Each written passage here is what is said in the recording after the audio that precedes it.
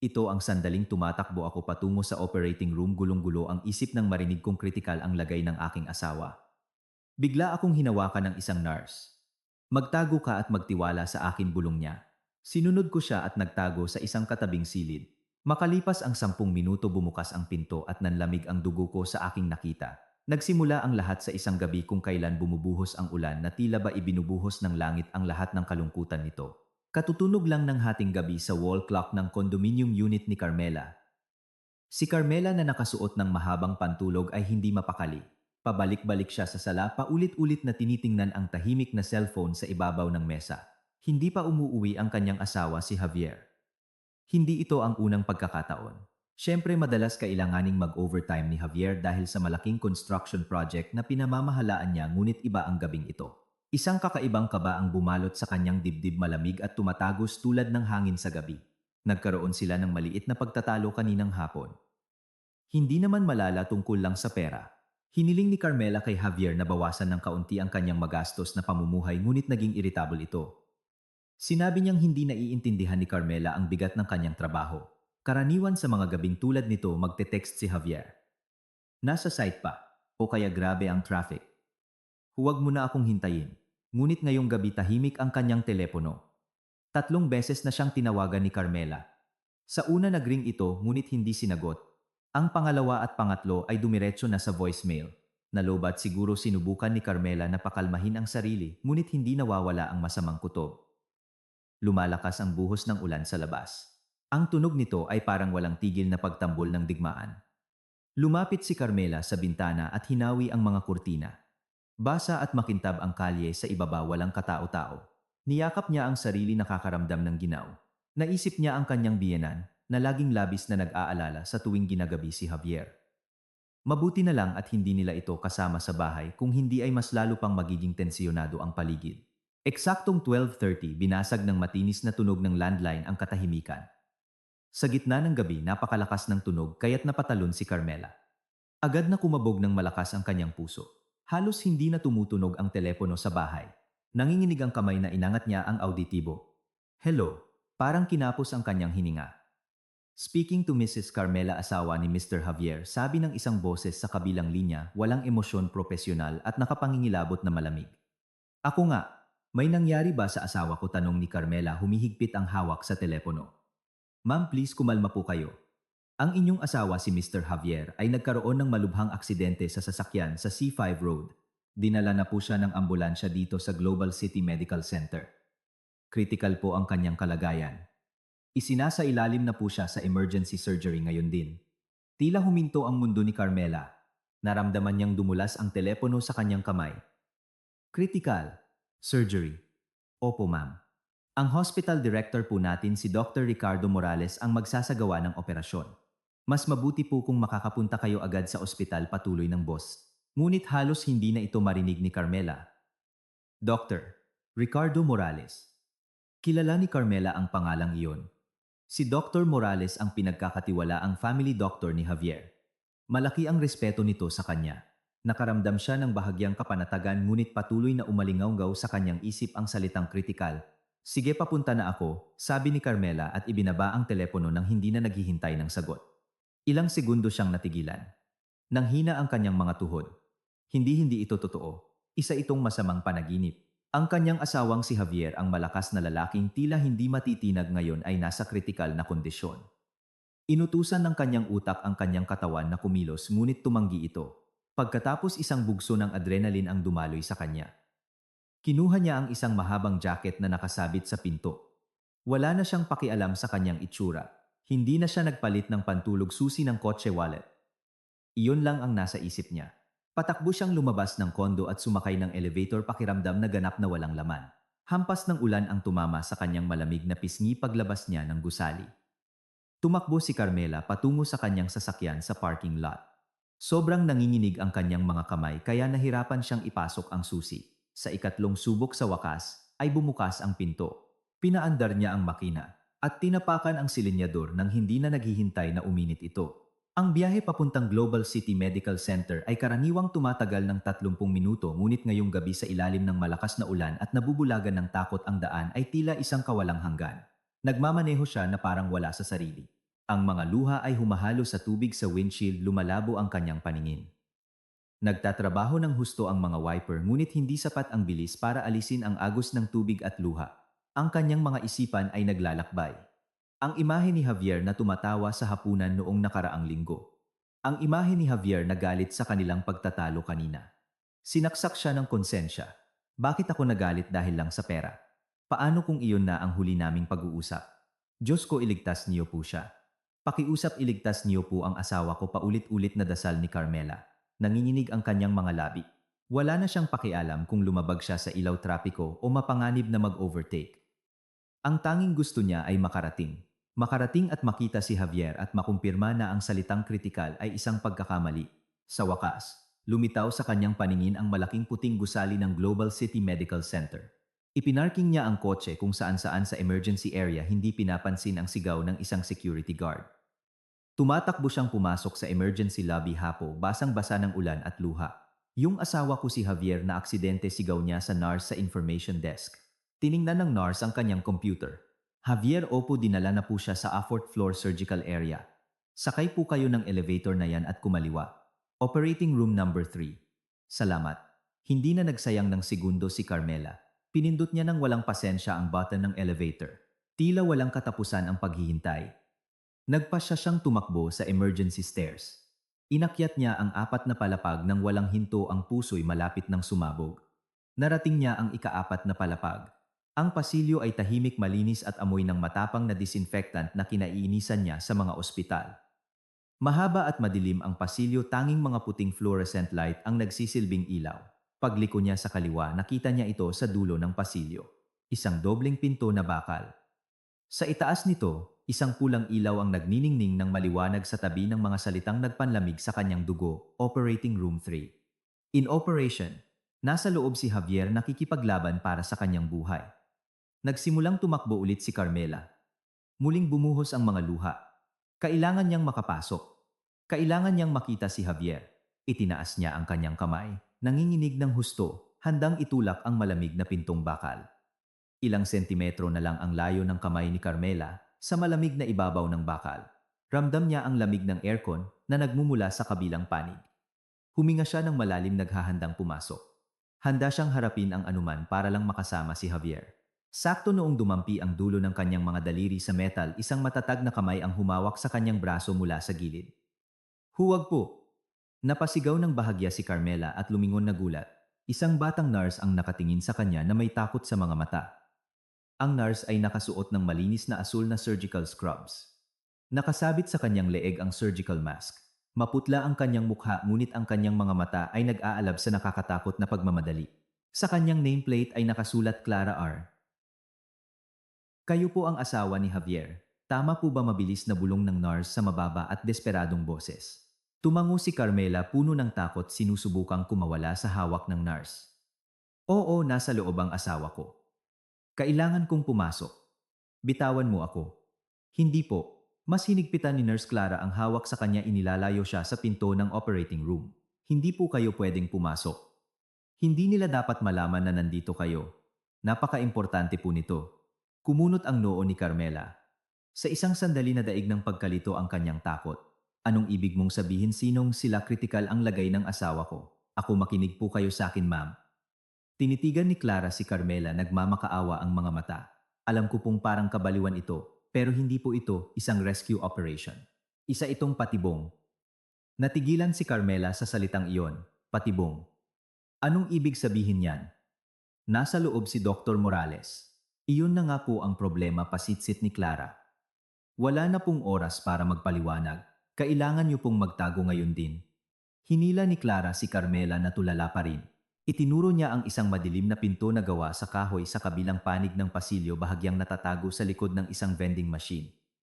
Walang anumang karatula ang pinto. Mukha itong stock room o utility closet. Pumasok po kayo diyan. Staff locker room po yan na bihirang gamitin sa gabi. I-lock niyo po ang pinto mula sa loob. Ano man ang marinig niyo, huwag kayong gagawa ng ingay. Huwag kayong lalabas hanggat hindi ako bumabalik. Ano man ang mangyari, huwag kayong lalabas. Umiikot ang isip ni Carmela. Walang katuturan ang lahat ng ito. Isang nurse ang nagsasabi sa kanya na magtago mula sa operasyon ng kanyang asawa, tinatawag itong isang patibong. Ngunit ang purong takot sa mga mata ni Clara ay totoong totoo. Hindi ito isang pag-arte. Mayroong napakamaling nangyayari sa ospital na ito sa likod ng pinto ng operating room na iyon. Bakit ako magtitiwala sa iyo, bulong ni Carmela, nanginginig ang boses sa pagitan ng takot at galit. Dahil ako lang po ang nakakita sa totoong medical history ng asawa niyo bago ito palitan ni Dr. Morales, mabilis na sabi ni Clara. Hindi po siya kritikal dahil sa aksidente. Bilis, baka lumabas na sila anumang oras. Ang huling pangungusap na iyon ay umubra. Halos itulak ni Clara si Carmela sa kabilang panig ng pasilyo. Sa gulong-gulo na isip, sumunod si Carmela. Binuksan niya ang pinto ng locker room. Madilim at amoy kulobluma na kape at pawis. Itinulak siya ni Clara sa loob. Ilak mo at magtiwala ka sa akin, bulong niya muli bago dahan-dahang isinara ang pinto mula sa labas. Narinig ni Carmela ang mahinang pag-click ng pinto. Nag-iisa siya sa ganap na kadiliman. Kinapa niya ang trangka at inikot ito. Sobrang lakas ng tibok ng kanyang puso na sumasakit ang kanyang dibdib. Kinakapos siya ng hininga. Sumandal siya sa pinto, sinusubukang iproseso ang lahat. Magtago, patibong, peking medical history. Dr. Morales. Dumausdos si Carmela pababa sa malamig na sahig. Tanging isang manipis na sinag ng liwanag mula sa ilalim ng pinto ang nagsisilbing ilaw. Naaninag niya ang mga anino ng mga hanay ng metal na locker sa paligid. Niyakap niya ang kanyang mga tuhod, sinusubukang pigilan ang marahas na panginginig ng kanyang katawan. Ano ang nangyayari? Baliw ba ang nurse na si Clara o kaliligtas lang nito sa kanyang buhay? Bumalik ang kanyang isip kay Javier. Kung hindi siya kritikal, nasaan siya? Ano ang ginagawa nila sa loob ng operating room na iyon? Gumapang si Carmela patungo sa pinto at idinikit ang tainga sa kahoy. Tahimik. Walang tao sa labas ng pasilyo. Wala siyang marinig kundi ang dumadagundong na tibok ng sarili niyang puso. Sumilip siya sa susian, ngunit pader lang sa tapat ang nakikita niya. Tiningnan niya ang oras sa kanyang cellphone, 1:00 ng madaling araw. Tila gumagapang ang oras. Bawat segundo ay parang isang oras. Nag-iisa siya sa dilim, nakikinig sa nakakatakot na katahimikan. Napuno ang kanyang isip ng pinakamasasamang posibleng mangyari. Paano kung ikinulong siya rito ni Nurse Clara? Paano kung kailangan talaga siya ni Javier? Kailangan niyang magtiwala sa kanyang kutob. At ang kutob niya, sinsero ang mga mata ni Clara. Naghintay siya ng 1 minuto. 2 minuto. Pinakikinggan ang bawat mahinang tunog. Mangayabag sa malayo sa dulo ng pasilyo ang ugong ng isang ice machine, ngunit wala mula sa operating room 3. 5 minuto. Nagsisimula na siyang masuffocate. Nakakabagot ang silid. Gusto niyang sumigaw. Gusto niyang tumakbo at gibain ang pinto ng operating room. 7 minuto. Nagdasal siya sa kanyang isip. Hindi na lang para kay Javier kundi para na rin sa sarili. Pakiramdam niya ay isang daga sa isang patibong. 10 minuto. Ang pinakamahabang 10 minuto ng kanyang buhay. Bigla nakarinig siya ng isang malinaw na pag-click mula sa kabilang panig, hindi sa kanyang pinto kundi sa pasilyo. Pinigil ni Carmela ang kanyang hininga. Idinikit niya ang mata sa susian, ngunit mali ang anggulo. Gumalaw siya, naghahanap ng siwang sa mga bisagra ng pinto. Sa makitid na espasyo sa pagitan ng pinto at ng hamba, nakita niyang namatay ang pulang ilaw sa itaas ng operating room 3. Tapos na ang operasyon. Pagkatapos ay narinig ni Carmela ang isang mahinang sitsit. Ang mga bakal na pinto ng operating room ay bumubukas. Bumukas ang mga bakal na pinto ng operating room na may tahimik na sitsit. Sa katahimikan ng malinis na pasilyo, ang tunog ay parang pag-crack ng isang glacier. Pinigil ni Carmela ang kanyang hininga, nanigas ang buong katawan sa likod ng pinto ng madilim na locker room. Nakatutok ang kanyang paningin sa makitid na siwang sa pagitan ng pinto at ng hamba, ang kanyang tanging bintana sa isang mundong biglang nabaligtad. Ang unang anino na lumabas ay si Dr. Morales. Nakasuot pa rin siya ng asul na surgical scrubs, ngunit ibinaba na niya ang kanyang maskara hanggang sa leeg.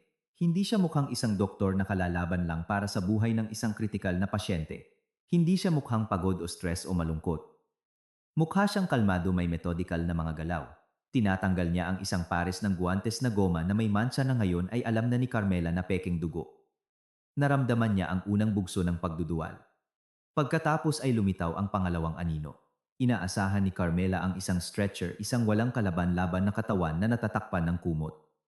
Inaasahan niya ang pag-beep ng isang heart monitor. Ang nakita niya ay nagpanlamig ng dugo sa kanyang mga ugat. Si Javier ang kanyang asawa. Hindi nakahiga si Javier. Hindi siya itinutulak sa isang stretcher. Naglalakad si Javier. Lumabas siya ng operating room sa sarili niyang mga paa. Nakasuot din siya ng asul na surgical scrubs na para bang bahagi siya ng team at hindi ang pasyente. Nag-inat siya, iniikot ang kanyang leeg na para bang matagal siyang nakaupo. Siya ay malusog, malakas at ganap na walang galos. Tinakpan ni Carmela ang kanyang bibig gamit ang dalawang kamay. Isang ungol ng desperasyon ang halos makawala sa kanyang lalamunan. Imposible ito. Isa itong halusinasyon. Epekto ito ng pagkabigla at takot. At pagkatapos ay lumabas ang isang pangatlong tao, isang babae. Matangkad siya, balingkinitan, may mahabang blonde na buhok at sa ilalim ng kanyang doctor's gown ay isang eleganteng evening dress. Nakilala siya agad ni Carmela. Si Maria, ang personal assistant ni Javier, ang laging tumitingin sa kanya nang may paghamak sa mga event ng kumpanya. Laging sinasabi ni Javier kay Carmela na walang basehan ang kanyang pagsiselos. Lumalabas na hindi bulag si Carmela, naging tanga lang siya. Ang plano ay perpekto. Malinaw ang boses ni Javier sa tahimik na pasilyo.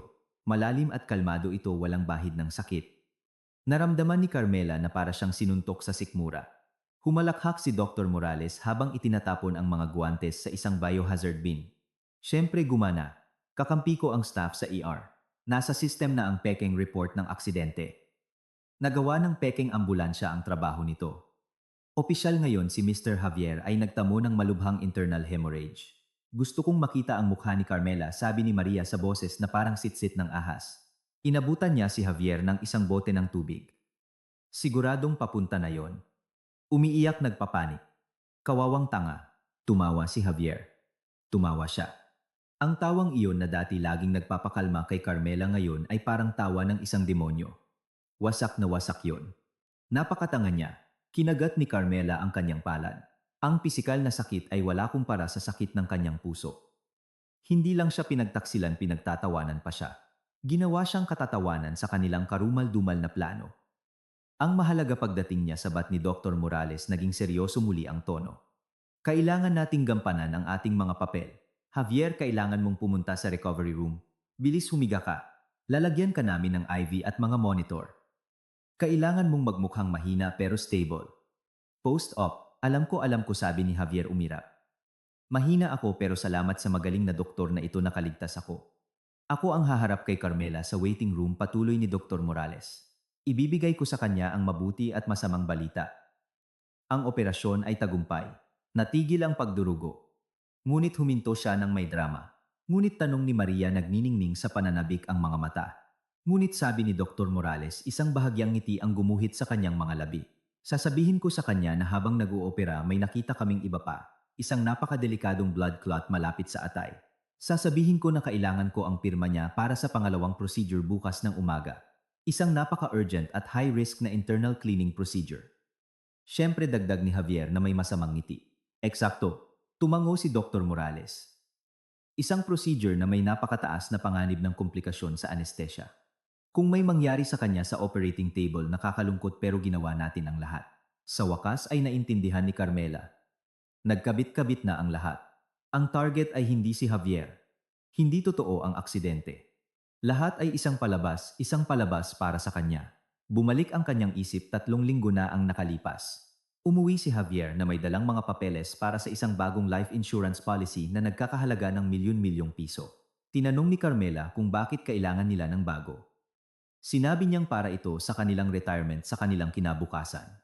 Naalala ni Carmela na nagbiro siya. Bakit ako ang nakasiguro? Dapat ikaw. Dahil sa panganib ng trabaho mo sa construction. Tumawa lang si Javier at sinabing bahagi to ng isang investment package mahal. Pumirma ka na lang. At si Carmela na laging nagtitiwala ay pumirma. Kalilagda lang niya sa kanyang sariling death warrant.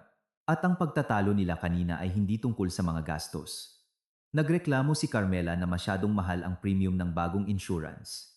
Hiniling niya kay Javier na ikansela ito. Hindi katakatakang nagalit ito ng husto. Si Carmela, nang hindi niya nalalaman, ay sinisira ang kanilang plano sa pagpatay. At kapag hindi na siya nagising mula sa operating table, ang boses ni Javier ay nagpabalik sa kanya mula sa kanyang mga nakakatakot na iniisip. Milyon-milyong piso ang insurance payout. Makakaalis na tayo sa bansang ito at magsimula ng bagong buhay sa Switzerland. Tumawa si Maria at kumapit sa braso ni Javier. Nag-book na ako ng mga tiket papuntang Zurich.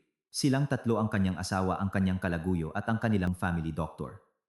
Pinlano nilang 3 ang kanyang pagpatay ng may ganoong detalye sa lugar na dapat ay pinakaligtas sa mundo. Isang ospital. Hindi na nanlalamig ang dugo ni Carmela. Nagsimula itong kumulo. Ang takot na nagpaparalisa sa kanya ay dahan-dahang nagiging isang bagay na iba-isang bagay na malamig, matigas at matalim. Galit. Nakita niya silang tatlong naglalakad palayo sa pasilyo palayo sa operating room. Marahil ay lumiko sila papunta sa elevator patungo sa recovery room. Nawala ang tunog ng kanilang mga yabag. Muling tumahimik ang pasilyo. Sumandal si Carmela sa pinto, nanginginig ng husto ang kanyang katawan ngunit hindi na dahil sa takot. Nanginginig siya sa purong galit. Nakulong siya mag-isa sa isang madilim at nakakasakal na locker room habang ang mga papatay sa kanya ay nasa parehong palapag, naghihintay na mahulog siya sa kanilang patibong. Kailangan niyang makaalis doon. Ngunit paano bigla nakarinig siya ng tunog sa kanyang pinto, hindi sa pasilyo. Isang mahinang pag-click. May naglalagay ng susi mula sa labas. Nanigas si Carmela. Huminto ang kanyang puso. Alam ba nilang nandito ako, si Maria, si Javier, si Dr. Morales? Nalaman ba nilang may nakikinig? Bumalik sila para sa akin. Dahan-dahang umikot ang doorknob. Bumukas ang pinto na may mahinang langit-ngit. Isang sinag ng liwanag mula sa pasilyo ang tumagos sa kadiliman, nakakasilaw kay Carmela. Isang maliit na figura na nakaasul na uniforme ang mabilis na pumasok. Ma'am Carmela, bulong nito. Isang alon ng napakalaking ginhawa ang dumaloy kay Carmela na halos manghina ang kanyang mga tuhod. Si Nurse Clara. Mabilis na isinara ni Clara ang pinto at muling nilock mula sa loob. Sumandal siya rito, humihingal. Sa ilalim ng manipis na liwanag mula sa ilalim ng pinto, ang kanyang mukha ay maputla na parang multo. Nakita niyo po sila, ma'am? Tanong ni Clara, nanginginig ang boses. Hindi makapagsalita si Carmela, tumango lang siya. Mga luha ng galit at pagtataksil ang sa wakas ay dumaloy sa kanyang mga pisngi. Narinig niyo po ba ang usapan nila? Giit ni Clara. Tumango ulit si Carmela. Lahat bulong niya sa paos na boses. Ang insurance, ang pekeng operasyon, ang plano nila para sa akin bukas. Ipinikit ni Clara ang kanyang mga mata, sandali na parang dinaramdam ang sakit kasama niya.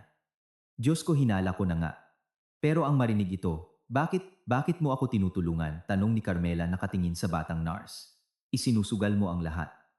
Umupo si Clara sa sahig sa tabi ni Carmela at huminga ng malalim. Matagal ko nang pinaghihinalaan si Dr. Morales.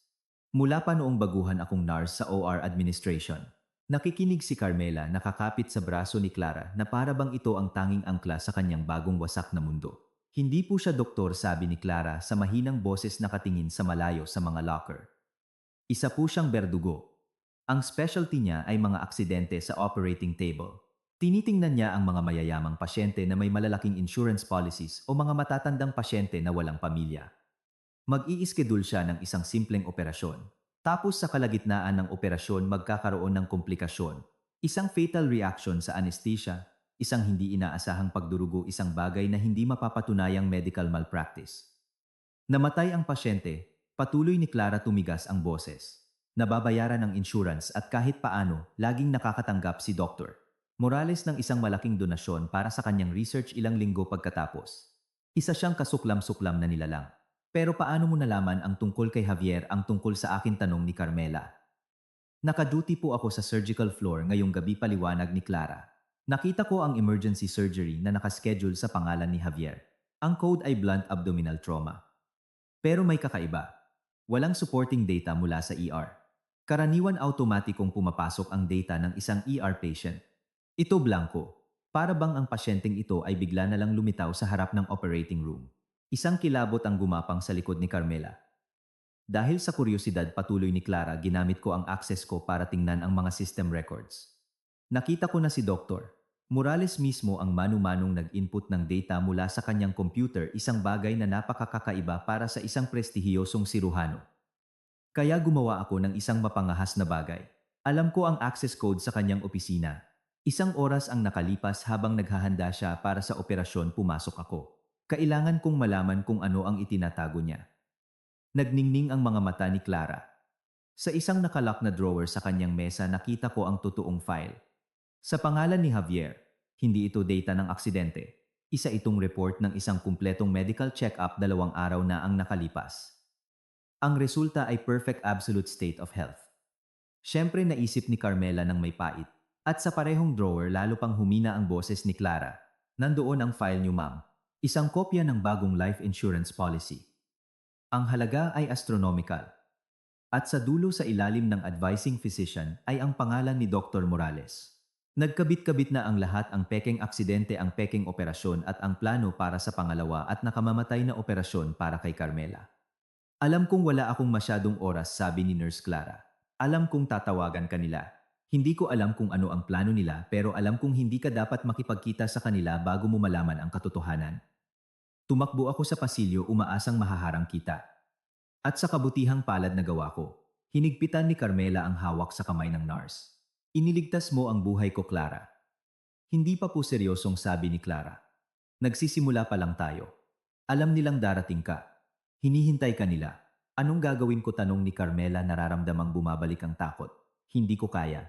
Hindi ko kayang umarte. Hindi ko kayang tingnan si Javier at magpanggap na malungkot ako. Kailangan mo mariing, sabi ni Clara. Kailangan mong gampanan ang papel mo tulad ng pagganap nila sa kanila. Ngayon marahil ay inilipat na nila si Javier sa recovery room sa dulo ng pasilyong ito. Tatawagan ka nila anumang oras. Kailangan mong magpanggap na wasak ka, malungkot, nagagalak na nakaligtas siya. Umiyak ka. Mabilis at tiyak ang mga tagubilin ni Clara. Kapag inabot nila sa iyo ang mga papeles para sa operasyon bukas, kailangan mong tumanggi. Kung tatanggi ako, maghihinala sila. Huwag kang tumanggi ng diretsahan. Sabihin mong nabigla ka, kailangan mo ng oras para mag-isip, kailangan mo munang tawagan ang biyenan mo. Kahit anong dahilan. Ang mahalaga ay hindi ka pipirma ng kahit ano ngayong gabi. Kailangan natin ng oras. Oras para saan, tanong ni Carmela. Para makakuha ng pisikal na ebidensya, sabi ni Clara. Hindi tayo pwedeng tumakas. Hahabulin kanila. Hindi tayo pwedeng pumunta sa pulisya na kwento lang natin ang dala. Sasabihin nilang isa kang histerikal na babae. Kailangan natin ng hindi matututulang ebidensya. Anong ebidensya? Una, ang totoong health report ni Javier na nakita ko sa opisina ni Dr. Morales. Pangalawa, ang file ng peking operasyon ni Javier sa system. At pangatlo, ang mga recording ng CCTV. Nanlaki ang mga mata ni Carmela. CCTV? Oo, sigurado akong hindi dumating si Javier sa ospital na ito sakay ng ambulansya, sabi ni Clara. Dumating siya sa sarili niyang mga paa. Malamang ay nagpark siya sa underground staff parking na mas liblib. Kung makukuha natin ang CCTV footage ngayong gabi ng pagpasok niya ng kalmado sa ospital, masisira natin ang buong alibi nila tungkol sa aksidente. Ang opisina ni Dr. Morales ay nasa basement, sabi ni Carmela, nagsisimulang gumana ang kanyang utak. Tama, katabi ng archives room at ng server room ng mga kamera, kumpirma ni Nurse Clara. Iyon ang lungga niya. Kumuha si Nurse Clara ng isang puting card mula sa kanyang bulsa. Isa itong spare master access card. Kinuha ko ito sa reception desk kanina. Pero may problema. Ang pasilyo sa basement ay may mga kamera at madalas ay si Dr. Morales mismo ang nagmomonitor nito mula sa kanyang computer. Tiningnan ni Carmela ang card sa kamay ni Clara. Parang 1 tonelada ang bigat nito. Gagawa ako ng diversion, sabi ni Clara. Ia-activate ko ang fire alarm sa isang mas mataas na palapag. Magiging abala ang lahat ng security guards doon. Bibigyan ka nito ng kaunting oras. Ako, tanong ni Carmela, kumakabog ang puso. Kailangan mong pumunta sa basement ng palihim, sabi ni Clara, tinitingnan si Carmela ng diretso sa mata. Pumasok ka sa opisina ni Dr. Morales at hanapin ang totoong file ni Javier. Pagkatapos pumunta ka sa server room. Kunin mo ang mga recording ng mga nakaraang oras. Kung may data cable ka, pwede mong i-transfer sa telepono mo. Kinapa ni Carmela ang mga bulsa ng kanyang pantulog. Dala niya ang telepono ngunit walang cable. Gamitin mo ito. Sabi ni Clara, tinatanggal ang isang maliit na USB drive mula sa kanyang keychain. I-connect mo sa server at kopyahin ang data. Bilis. Clara, hindi ko alam kung paano. Kaya mo. Yan, putol ni Clara. Kailangan mong gawin. Ito lang ang pagkakataon natin. Pagkatapos magkita tayo sa emergency exit sa basement. Sabay tayong aalis dito. Kaka-assign lang ni Nurse Clara sa kanya ng isang imposibleng misyon, bumaba sa lungga ng kalaban at magnakaw ng ebidensya habang ang kanyang mga asasino ay malayang gumagala sa itaas. Sakto sa sandaling iyon, nag-vibrate ang telepono sa kamay ni Carmela. Ang pangalan sa screen ay nagpakulo muli sa kanyang dugo. Dr. Ricardo Morales. Nagsimula na sila, bulong ni Nurse Clara, nanlalaki ang mga mata. Sagutin mo. Gampanan mo ang papel mo, mahina, hysterical, sunod-sunuran. Huminga ng malalim si Carmela, inislide ang daliri sa screen para sagutin. Huminga ng malalim si Carmela. Ang kulob na hangin sa locker room ay tila sumisikip sa kanyang mga baga. Sa kanyang kamay ang telepono ay nag-vibrate na parang isang galit na ahas. Nagniningning sa screen ang pangalan ni Dr. Ricardo Morales. Ito na ang kanyang entablado. Oras na para umarte. Sagutin mo, bulong ni Nurse Clara. Tandaan, mahina historical sunod-sunuran. I-slide ni Carmela ang berdeng icon at idinikit ang telepono sa kanyang tainga. Tinipon niya ang lahat ng sakit at pagtataksil na naramdaman niya at ginawa itong isang boses na puno ng takot, pinipilit ang isang nakakakumbinsing hikbi. Hello Doc Mrs. Carmela, salamat sa Diyos. Ang boses ni Dr. Morales sa kabilang linya ay napakainit, napakabait, napakapuno ng habag na halos masuka si Carmela. Nasaan ka? Hinihintay ka namin. Kailangan kitang makausap. Kararating ko lang. Si Javier ang asawa ko. Kamusta na po siya, Doc? Humikbi si Carmela, ginagampanan ang kanyang papel ng perpekto. Nagkaroon ng isang madramang paghinto. Malakas siyang tao, Mrs. Carmela. Napakahirap ng operasyon. Muntik na namin siyang mawala. Napakalala ng pagdurugo. Ipinikit ni Carmela ang kanyang mga mata, iniisip si Javier na lumalabas sa operating room. Napakalusog. Nagtagumpay kami ng aking team na pigilan ang pagdurugo. Mahina pa rin siya pero nalampasan na niya ang pinakamasama. Nasa recovery room siya, malapit sa surgical area sa ika-4 na palapag. O salamat sa Diyos. Salamat sa Diyos, muling umiyak si Carmela, ngayon ay nagpapanggap na guminhawa.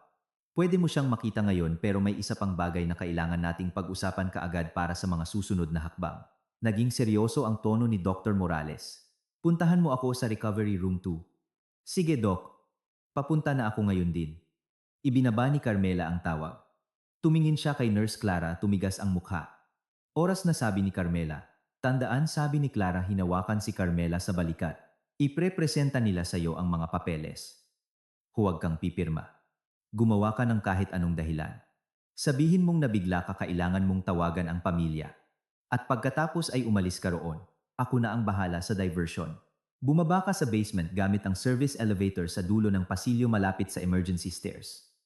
Hihintayin kita sa exit ng basement. Dalhin mo ang ebidensya. Tumango si Carmela. Dahan-dahan niyang binuksan ang pinto ng locker room.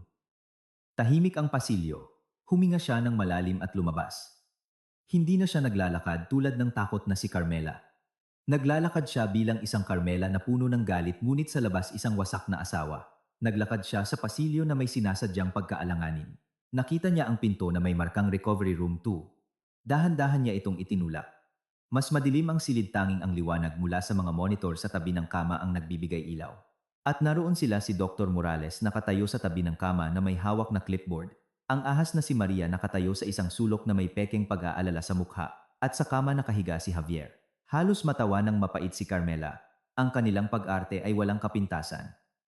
Ang mukha ni Javier ay may make-up para magmukhang maputla. Isang IV na sigurado si Carmela ay saline solution lang ang laman ay nakakonekta sa kanyang kamay. Isang ECG monitor sa tabi niya ay naglalabas ng isang tuloy-tuloy at nakakakumbinsing beep beep beep. Nakapikit ang mga mata ni Javier. Ang kanyang dibdib ay tumataas at bumababa na may kontroladong paghinga para magmukhang mahina. Javier. O mahal. Tumakbo si Carmela sa tabi ng kama at nagsimulang humagulgol. Hinawakan niya ang kanyang kamay. Mainit at malakas ito. Hindi kamay ng isang taong muntik nang mamatay. Kinailangan ni Carmela gamitin ang lahat ng kanyang lakas para hindi durugin ang mga daliri ng kanyang asawa. Dok, ang putla niya, sabi ni Carmela, lumingon kay Dr. Morales na may mga matang puno ng pekeng luha. Tinapik ni Dr. Morales ang kanyang balikat. Marami siyang nawalang dugo, ma'am, pero gagaling din siya. Tulad ng sinabi ko, malakas siya. Salamat sa Diyos. Ngunit sabi ni Dr. Morales ang salitang hinihintay ni Carmela. May problema. Itinaas ni Carmela ang kanyang mukha na may ekspresyon ng takot. Anong problema, Dok? Habang nag-oopera kami para pigilan ang pagdurugo, matiyagang paliwanag ni Dr. Morales na parang nakikipag-usap sa isang bata, may nakita kaming hindi inaasahan. Isang malaking blood clot malapit sa atay. Hindi ito kaugnay ng aksidente pero napakadelikado nito. Pwede itong pumutok anumang oras. Tinitigan siya ni Carmela, nanginginig ang mga labi. Ibig sabihin kailangan natin itong alisin kaagad, mariing sabi ni Dr. Morales. Nag-schedule na ako ng pangalawang emergency surgery para bukas 9:00 ng umaga. Isang cleaning procedure. Sa sulok pinigilan ni Maria ang isang ngiti. Isa pang operasyon, bulong ni Carmela. Para ito sa kanyang kaligtasan. Ngunit binuklat ni Dr. Morales ang isang pahina sa kanyang clipboard, napakadelikado ng procedure. Nasa isang sensitibong lugar ito. May mataas na panganib ng komplikasyon sa anesthesia at internal bleeding. Kailangan ko ang iyong pahintulot. Inabot ni Dr. Morales ang clipboard kay Carmela. Dito may isang papel na may pamagat na consent for high-risk surgery at sa ilalim isang blankong linya na naghihintay ng kanyang pirma ang pirma para sa kanyang sariling death warrant. O marahil ay consent para kay Javier na gagamitin nilang dahilan para operahan siya. Anuman ito ang patibong. Biglang bahagyang dumilat ang mga mata ni Javier. Carmela mahinang bulong niya parang isang third-rate na aktor. Pumirma ka mahal. Tiwala ako kay Dr. Morales. Lumapit si Maria. Mrs. Carmela, kailangan ka ni Javier. Pakiusap, huwag kang mag-atubili. Para ito sa kanya. Pinalibutan siya ng tatlong lobo na naghihintay sa isang tupa. Tiningnan ni Carmela ang ballpen na inaalok ni Dr. Morales. Tiningnan niya ang peking mukha ni Javier. Tiningnan niya ang mapanuyang ngiti ni Maria. Ako, nagsimulang manginig ng husto si Carmela ngayon ay kalahating totoo. Hindi ko kaya. Kontu kong pangbudaan na. Mrs. Carmela, urgent ito, pilit ni Dr. Morales, nagsisimulang maglaho ang kanyang ngiti. Hindi ko kaya, sigaw ni Carmela, itinulak palayo ang clipboard. Nahihilo ako. Nasusuka ako. Isa pang high-risk na operasyon. Kailangan kong tawagan ang biyenan ko, ang nanay ni Javier. Hindi ko kayang magdesisyon mag-isa. Nagpanggap siyang nalulunod sa hikbi. Kailangan kong magpahangin. Kailangan kong pumunta sa banyo. Bago pa man makasagot si Dr. Morales o si Maria, tumakbo si Carmela palabas ng silid. Narinig niyang tinawag ni Dr. Morales ang kanyang pangalan. Mrs. Carmela, teka. Ngunit hindi huminto si Carmela. Tumakbo siya sa pasilyo, lumiko at dumaan sa nurses station. Hindi siya pumunta sa pinakamalapit na banyo. Tumakbo siya patungo sa dulo ng pasilyo kung saan sinabi ni Nurse Clara kanina. Sakto noong marating niya ang huling kanto, isang nakabibinging fire alarm ang umalingaw-ngaw sa buong gusali. Ang tunog ay nagmula sa mas mataas na palapag. Nagsimulang lumabas ang mga nurse mula sa mga silid na guguluhan. Isang security guard ang tumakbo patungo sa mga pangunahing elevator, nagsasalita sa kanyang radyo. Ito ang diversyon ni Clara. Sa gitna ng kaguluhan, walang nakapansin kay Carmela. Nakita niya ang isang metal na pinto na may nakasulat na service elevator staff only. Ginamit niya ang card na ibinigay ni Clara. Bumukas ang pinto. Pumasok si Carmela sa masikip na metal na kabina na amoy langis. Pinindot niya ang button na B para sa basement. Sumara ang mga pinto ng elevator, pinahina ang magulong tunog ng alarma. Nag-iisa sa pababang elevator, sumandal si Carmela sa pader, ang puso'y tumitibok ng 1,000 kada oras. Nanalo siya sa unang round, ngunit ngayon bumababa na siya sa lungga ng kalaban. Huminto ang service elevator na may mahinang ding. Bumukas ang mga pinto. Ang tanawin sa harap niya ay malaking kaibahan sa malinis at maliwanag na surgical floor. Ang basement ng ospital ay madilim, malamig at amoy amag. Malalaking tubo ang tumatakbo sa mababang kisame, ang ilan ay tumutulo ng tubig sa bitak-bitak na sementadong sahig. Ang tunog ng fire alarm mula sa itaas ay isang malayo at mahinang alingaunggaw. Lumabas si Carmela, mahigpit na hawak ang card ni Clara. Mag-isa siya sa nakapangingilabot na katahimikan. Sinundan niya ang mga halos hindi makitang karatula sa pader, archives, maintenance server room. Sa dulo ng pasilyo, sa isang medyo mas maliwanag na lugar, nakita niya ang mga ito. 2 pinto magkatabi. Sa isa ay nakasulat Dr. Ricardo Morales, Chief of Surgery. Ang isa ay isang mabigat na metal na pinto na may nakasulat Server Room Restricted Access. Ito ang lungga nila. Nagpasya si Carmela na unahin ang opisina ni Dr. Morales para sa medical report ni Javier. Ginamit niya ang card. Ang mabigat na kahoy na pinto ay bumukas ng walang ingay. Pumasok siya. Ang opisina ay nakakagulat na marangya. Makakapal na karpet, isang malaking mahogany desk at matataas na bookshelf. Amoy mamahaling kape at katad. Malaki siguro ang kita sa medical malpractice. Tumakbo si Carmela patungo sa desk. Nakalak ang mga drawer. Wala siyang oras para sirain ang mga ito. Ang kanyang tingin ay napunta sa mga bookshelf. Sa pagitan ng makakapal na aklat ng medisina ay may mga hanay ng mga file cabinet. Binasa niya ang mga label. Research agenda. Patients. Kinuha niya ang para sa patients. Wala ito roon. Kumuha siya ng isa pa. Special projects. At sa loob natagpuan niya ito. Isang manipis na folder na walang label. Binuksan niya ito. Kumabog ang kanyang puso. Naroon ito. Ang medical check-up report ni Javier na may petsang 2 araw na ang nakalipas. Sa ilalim, isang malaking pulang selyo ang nagsasabing optimal physical condition. Sa tabi nito ay isa pang mas makapal na folder. Binuksan ito ni Carmela. Mga financial report ito, isang final notice mula sa isang bangko, isang bankruptcy filing para sa isang multimilyong pisong utang sa pangalan ng kumpanya ni Javier.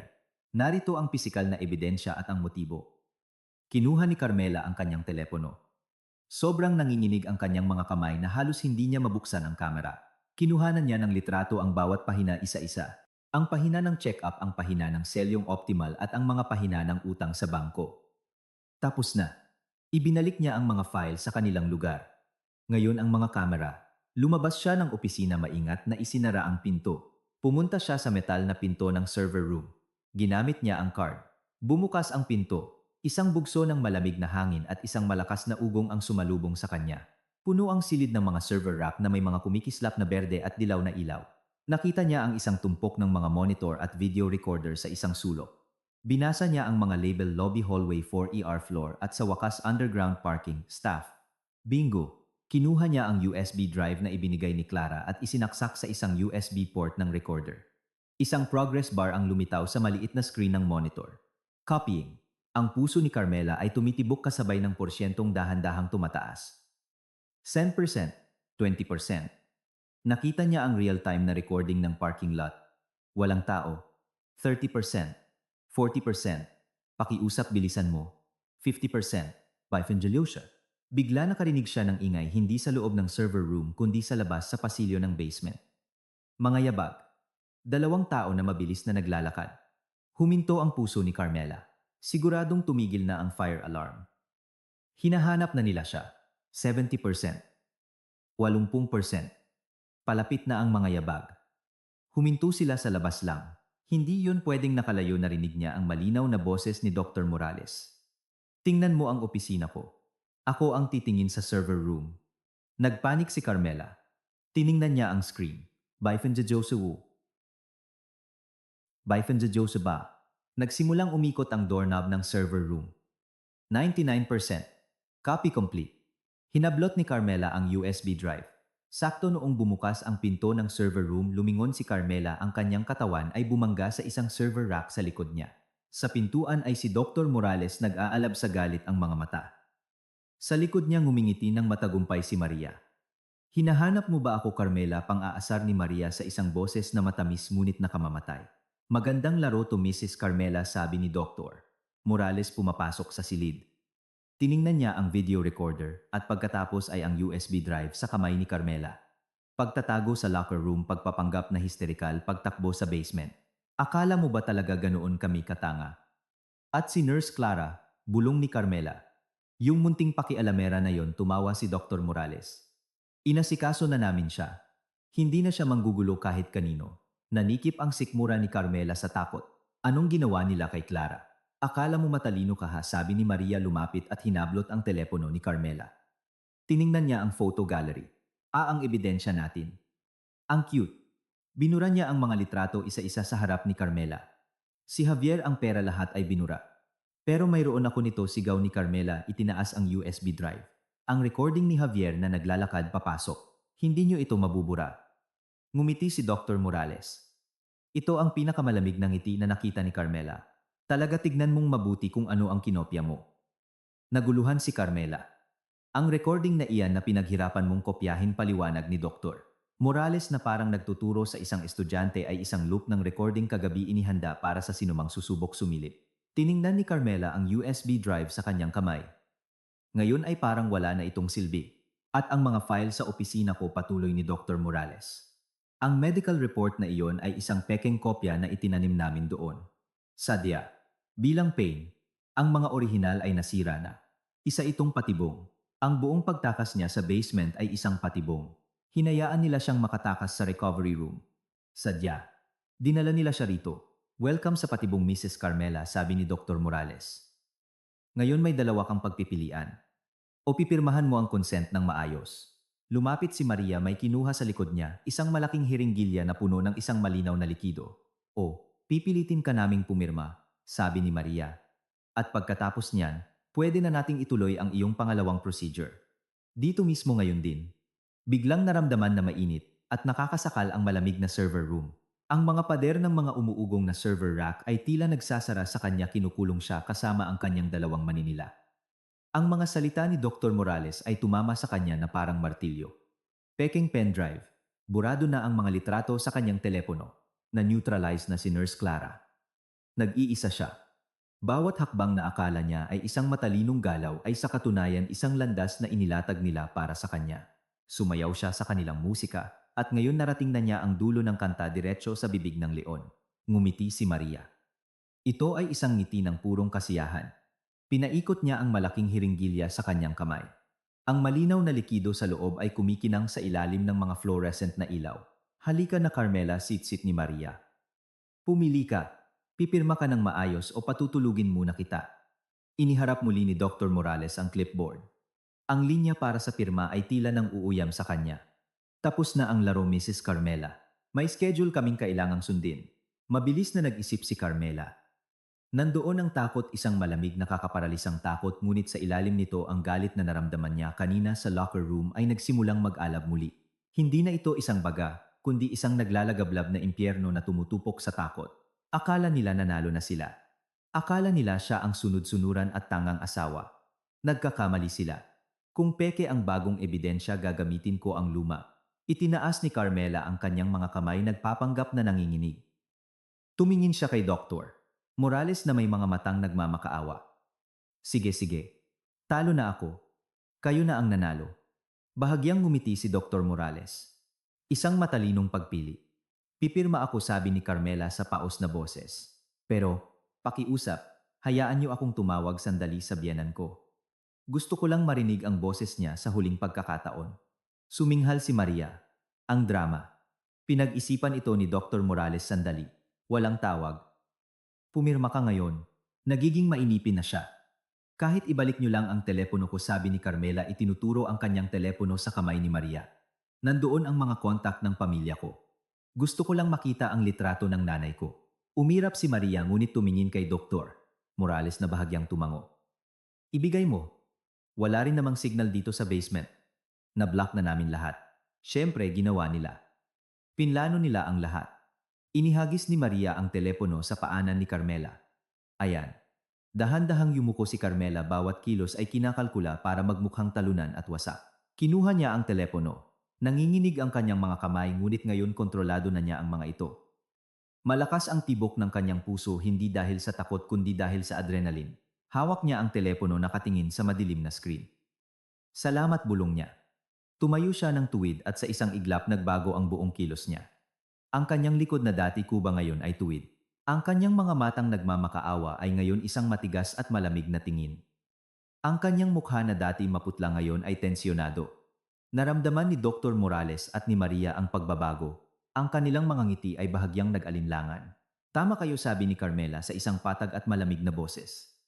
Magandang laro, magandang pain. Pero nagkamali kayo sa isang bagay. At ano yun, pang aasar ni Maria? Akala nyo nalaman ko ang kabulukan ng asawa ko ngayong gabi, sabi ni Carmela. Pero ilang buwan ko nang naaamoy ang basurang ito. In-unlock niya ang kanyang telepono. Aningko. Binura ni Maria ang mga litrato sa gallery, pero hindi alam ni Maria kung paano hanapin ang isang nakatagong audio folder. Bago ako pumirma, sabi ni Carmela, nais kong pakinggan niyo ito. Ituring niyo itong isang lullaby. Pinindot niya ang play button. Sa isang segundo walang nangyari. Pagkatapos, isang boses ang pumuno sa server room. Ang boses ni Javier, malinaw at matalas. Hindi, wala akong pakialam sa pasasalamat mo. Siguraduhin mo lang na ang consultancy fees ay nasa Swiss account bago matapos ang buwan. 2 million. Linisin mo. Ayokong malaman kung paano. Siguraduhin mo lang. Ang recording ay mula 3 buwan na ang nakalipas. Isang tawag sa pagitan ni Javier at isang kasosyo. Si Javier ay nag-aayos ng mga suhol at money laundering para sa kanyang huling proyekto sa konstruksyon. Lihim itong nirecord ni Carmela habang nag-uusap sila sa kanyang home office. Iniisip na magagamit niya itong armas sa isang posibleng paghihiwalay. Hindi niya akalain na gagamitin niya ito para iligtas ang kanyang buhay. Nanigas si Dr. Morales at si Maria. Namutla ang kanilang mga mukha. Yan utal ni Dr. Morales. Wala yang kinalaman dito. Meron, Doc, sabi ni Carmela lumapit. Pinapatunayan nito ang pagkatao ng asawa ko. Pinapatunayan nitong kriminal siya. At ang recording na ito, kasama ang testimonya ko, ay mag-uudyok sa pulisya na imbestigahan ang lahat ng kanyang negosyo, kasama na ang kanyang mga insurance deals sa iyo. Hindi ka makakalabas ng buhay sa silid na ito, sitsit ni Maria itinaas ang hiringgilya. Malamang hindi sabi ni Carmela mapanghamon ang tingin. Pero ang teleponong ito itinaas niya ang telepono ay nagre-record ng buong usapan natin sa silid na ito mula pa noong pumasok kayo. Ito ay isang bluff. Talagang putol ang signal, hindi siya pwedeng mag-transmit ng anuman. Pero hindi nila alam iyon. At ang recording na ito patuloy ni Carmela itinaas ang kanyang boses ay konektado sa cloud.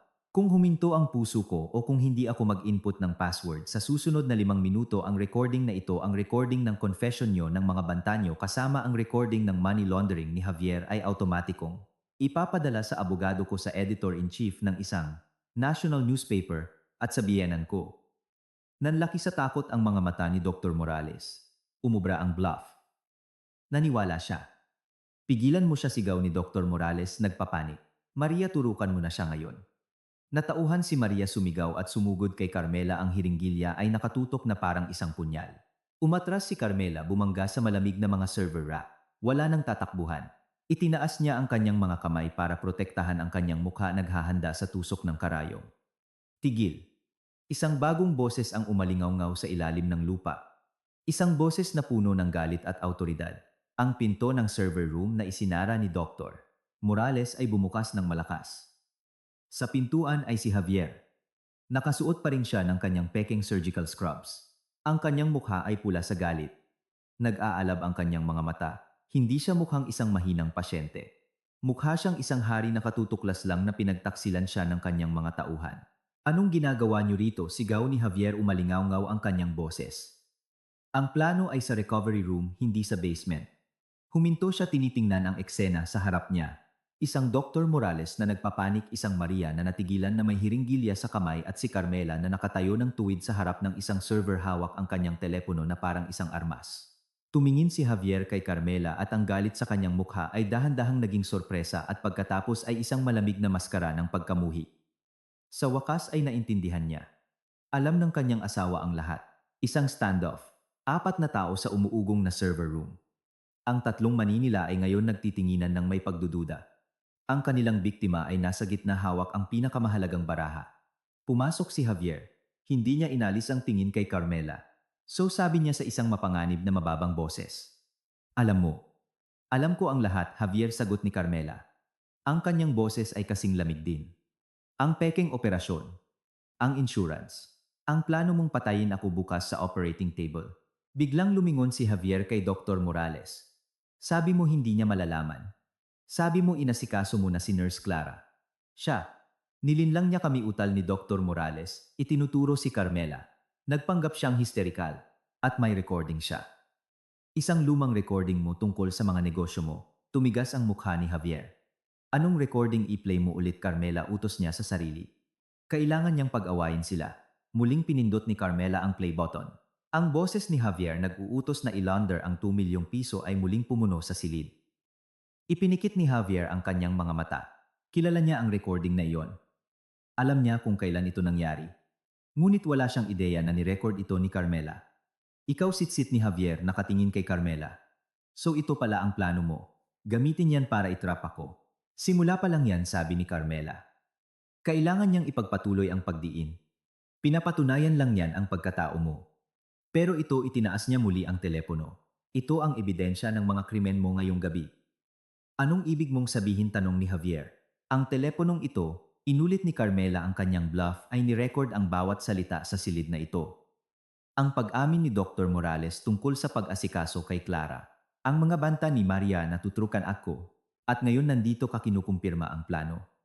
Umatras si Maria at si Dr. Morales, ngunit tumawa si Javier, isang tuyo at nakakatakot na tawa. Tingin mo tanga ako, Carmela, basement ito. Walang signal, walang cloud, walang abogado. Walang naipadala. Lumapit si Javier. Anuman ang nasa teleponong yan ay masisira dito kasama mo. Lumubog ang puso ni Carmela. Alam niyang bigo ang kanyang bluff. Masyado siyang kilala ni Javier. Ibigay mo sa akin ang teleponong yan, utos ni Javier, inilahad ang kamay. Hindi bulong ni Carmela. Ibigay mo sa akin, sumugod si Javier. Mas mabilis siya kaysa sa inaasahan ni Carmela.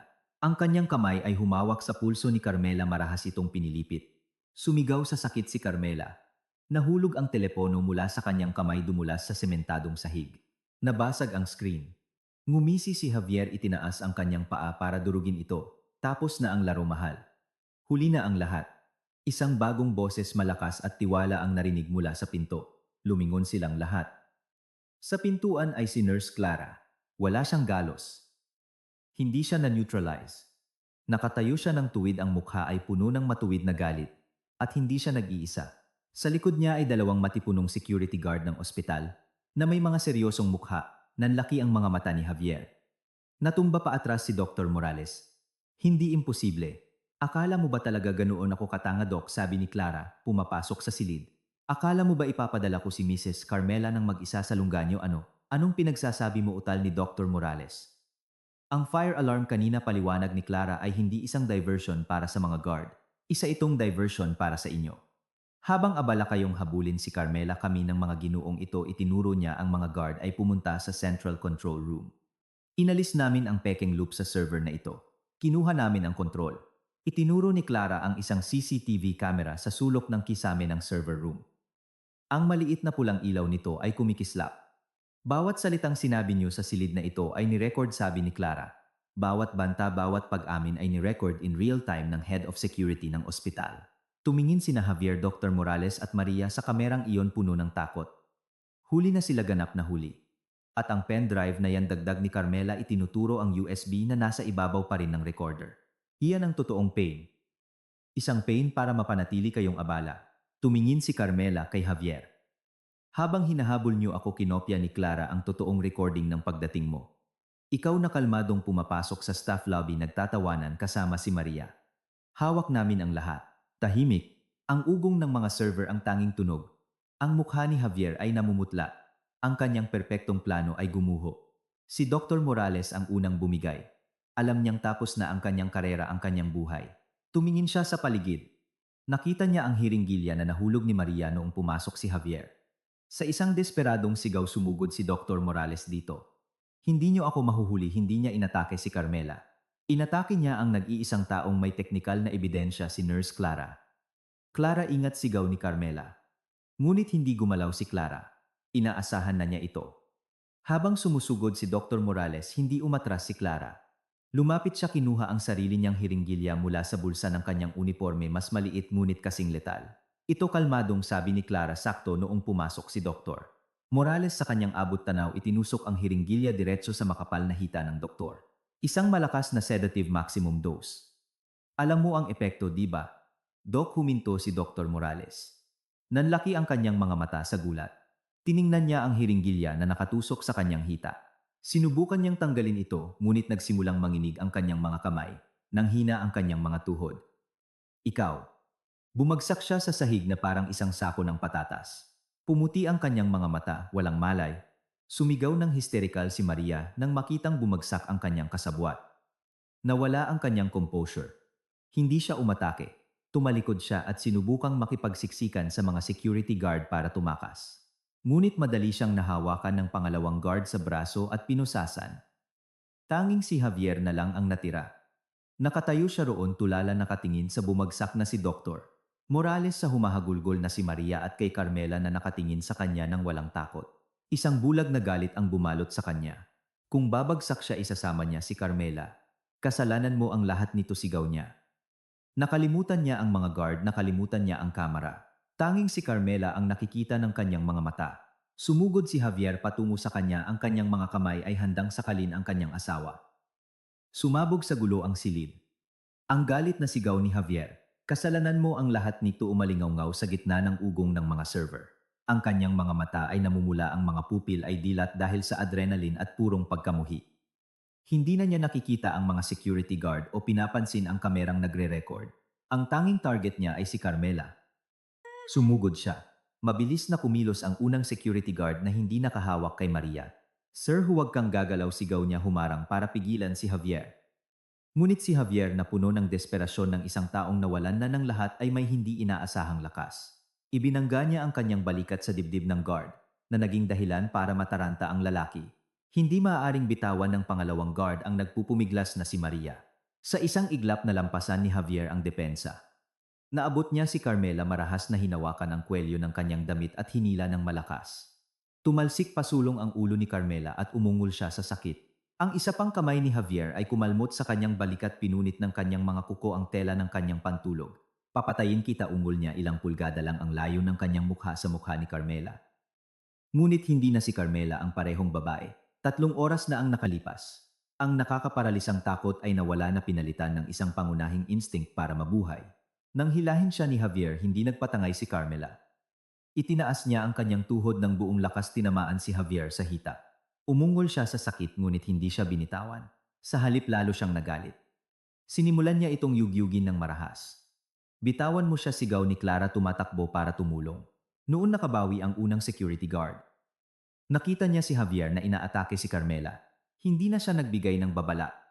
Sumugod siya mula sa likod, ipinulupot ang kanyang malalaking braso sa dibdib ni Javier sa isang malakas na bear hug. Arestado ka, arestado ka. Nabuhat mula sa sahig ang katawan ni Javier, ngunit hindi niya binitawan ang damit ni Carmela.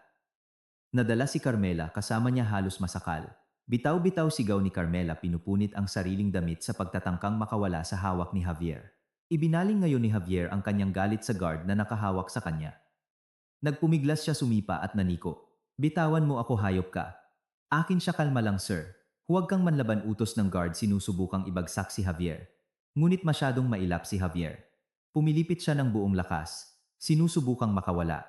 Ito ay isang desperado marahas at walang ingat na kilos. Ang brutal na pag-ikot ay nakasira sa hawak ng guard, ngunit nawalan din ng balanse si Javier. Natumba siya paatras. Sumabit ang kanyang kaliwang paa sa binti ng walang malay na si Dr. Morales na nakahandusay sa sahig. Nakita ni na Carmela, Clara, at ng 2 security guard ang lahat sa isang nakakatakot na slow motion. Bumagsak paatras si Javier. Hindi siya bumagsak sa sahig. Bumagsak siya diretso sa pangunahing server rack, isang matibay na itim na metal frame na puno ng mabibigat na hardware. Unang tumama ang kanyang likod sa rack, ngunit masyadong malakas ang puwersa ng kanyang pagbagsak. Tumilapon paatras ang kanyang ulo. Ang likod ng kanyang leeg at ang base ng kanyang bungo ay tumama sa matulis na bakal na gilid ng server frame. Ang tunog ay hindi malakas. Hindi ito isang kalabog, kundi isang tuyong lagutok, isang nakapangingilabot na tunog na parang pagbali ng isang tuyong sanga, tahimik. Tumigil ang lahat ng ingay sa silid. Tumigil sa pagsigaw si Maria. Nanigas ang mga guard. Ang tuloy-tuloy na ugong ng mga server ay biglang naging nakabibini. Hindi dumulas pababa si Javier. Nanatili siyang nakabitin sa isang kakaibang posisyon, nakasandal ang likod sa rack at ang ulo ay nakabitin sa isang hindi natural na anggulo. Ang kanyang mga mata ay bukas, nakatitig ng diretso, nakatingin kay Carmela, ngunit iba na ang tingin. Ang nag-aalab na galit ay nawala na. Ang natira ay purong pagkabigla at pagkalito. Javier, bulong ni Carmela, lumapit.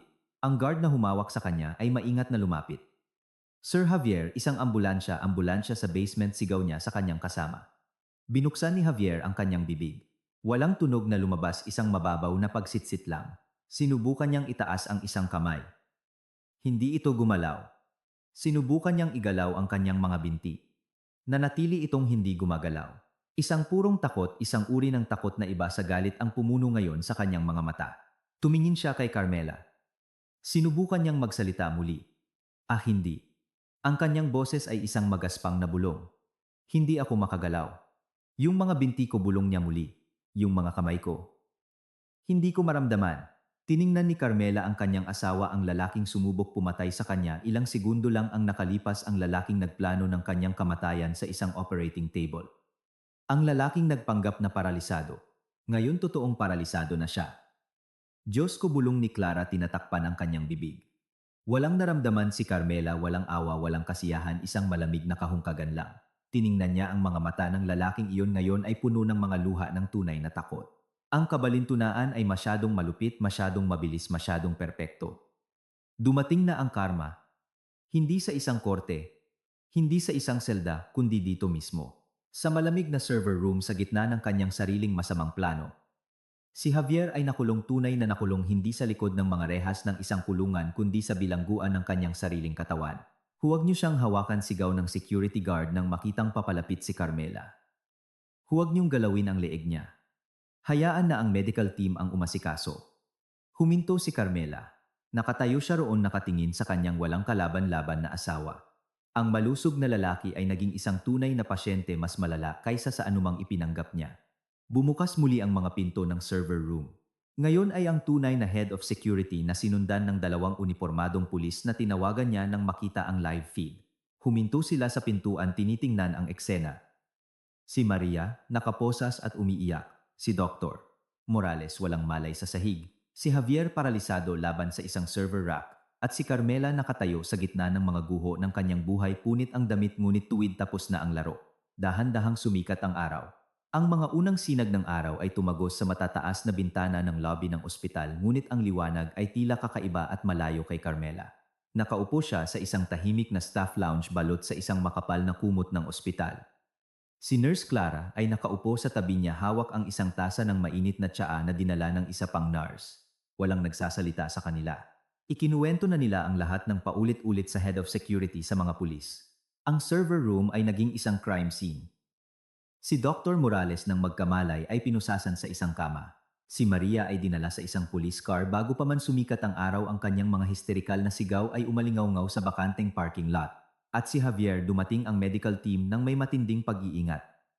Nilagyan siya ng neck brace inilipat sa isang spinal board at dinala sa ER pagkatapos ay sa MRI at sa wakas sa trauma ICU. Dumating ang diagnosis pagsikat ng araw fracture at burst ng C4 vertebra. Ang spinal cord ay naputol. Siya ay isang quadriplegic ganap na paralisado mula leeg pababa. Kaya niyang huminga ng mag-isa ngunit may kahirapan. Kaya niyang igalaw ang kanyang mga mata at ilang kalamnan sa mukha. Ngunit iyon na lang. Habang buhay.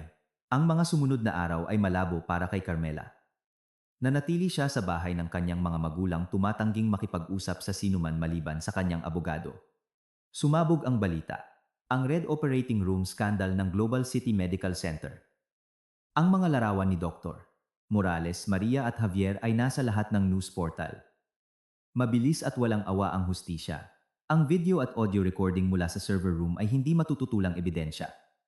Si Dr. Morales ang naharap sa pinakamaraming kaso, conspiracy to commit murder, gross medical negligence, insurance fraud at assault. Ang testimonya ni Clara ay nagbukas ng Pandora's box ng mga taon ng iba pang kahina-hinalang kaso ng mga surgical complication. Hinatulan siya ng habambuhay na pagkabilanggo tinanggalan ng lisensya at namatay sa kahihiyan. Si Maria bilang kasabwat ay napatunayang nagkasala rin ng conspiracy to commit murder. Ang kanyang magandang mukha na umiiyak sa korte ay hindi nakakilos sa hukom. Nakatanggap siya ng 10 taong sentensya. Si Clara ay kinilala bilang isang bayani. Matapos ganap na baguhin ng ospital ang kanilang board of directors, inalok siya ng bagong posisyon Chief Supervisor of Ethics and Patient Compliance. Tinanggap niya ito determinado na siguraduhing walang sinuman tulad ni Dr. Morales ang makakapag-opera muli. At si Carmela naghain siya ng petisyon para sa pagpapawalang bisa ng kanilang kasal sa mismong araw na inilipat si Javier mula sa ICU. Inilakip niya ang ebidensya ng tangkang pagpatay at ang lumang audio recording tungkol sa money laundering. Agad na ipinagkaloob ng korte ang annulment. Lahat ng kanilang ari-arian ay na-freeze. Ang life insurance policy ay idineklarang walang bisa. Ang multimilyong pisong utang na nilikha ni Javier ay nanatiling kanyang responsibilidad o sa halip responsibilidad ng state-appointed administrator na mamamahala sa kanyang mga nakumpiskang ari-arian. Si Carmela ay malaya sa pinansyal, legal at emosyonal. Isang buwan ang lumipas, nagpasya si Carmela na kailangan niyang isara ang kabanatang ito magpakailanman. Binisita niya si Javier at ito na ang huli. Hindi na siya nasa isang marangyang ospital. Nasa isang state-run long-term care facility na siya para sa mga preso na may espesyal na pangangailangang medikal. Ang kanyang silid ay maliit at amoy antiseptic at kawalan ng pag-asa. Nakahiga siya sa isang espesyal na kama, ang kanyang ulo ay hindi gumagalaw dahil sa mga suporta. Tanging ang kanyang mga mata ang gumagalaw, nakatingin sa kisame. Isang nurse ang nagpapalit ng kanyang urine bag nang pumasok si Carmela. Biglang gumalaw ang mga mata ni Javier patungo sa pinto. Nakita niya siya. Si Carmela ay nakasuot ng isang simpleng light blue na damit. Mukha siyang kalmado at malusog. Nanliit ang mga mata ni Javier. Isang purong walang magawang pagkamuhi ang nag-aalab sa mga ito. Sinubukan niyang magsalita. Isang garalgal na tunog ang lumabas sa kanyang lalamunan. Kinamumuhian niya si Carmela. Sinasabi niya sa kanya ang lahat. Dahan-dahang lumakad si Carmela sa tabi ng kanyang kama. Tumahimik siya sandali, nakatingin sa lalaking minsan niyang minahal, ang lalaking nagtaksil sa kanya sa pinakamasamang paraan. Wala siyang naramdamang awa o galit. Naramdaman lang niya ang pagtatapos. Pumunta ako rito para sabihin sa iyo ang isang bagay, sabi ni Carmela sa mahinang boses. Ang kanyang boses ay kalmado at malinaw sa tahimik na silid. Tinitigan siya ni Javier na mumula ang mga mata. Gusto mo akong ilagay sa isang operating table. Di ba patuloy ni Carmela? Gusto mong maging walang kalaban-laban ako umaasa sa mga makina para makapagsimula ka ng bagong buhay. Muling suminghal si Javier mas malakas.